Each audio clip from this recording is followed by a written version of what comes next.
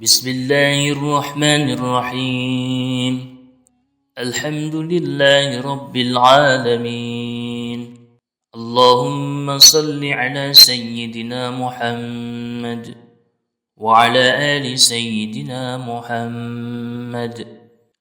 اللهم اغفر لي ولوالدي وارحمهما كما ربياني صغيرا، ولجميع المسلمين والمسلمات والمؤمنين والمؤمنات الأحياء منهم والأموات برحمتك يا أرحم الراحمين. اللهم أعني على ذكرك وشكرك وحسن عبادتك.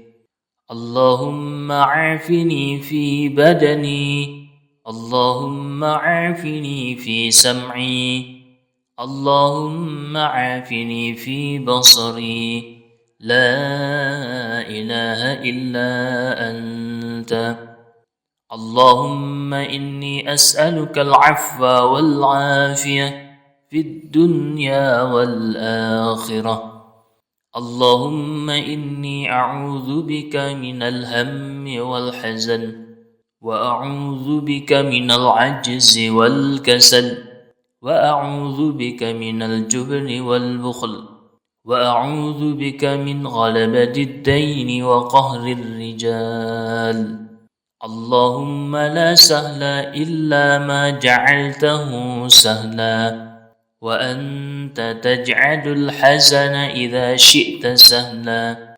اللهم إني أسألك الجنة وأعوذ بك من النار. ربنا آتنا في الدنيا حسنة وفي الآخرة حسنة وقنا عذاب النار.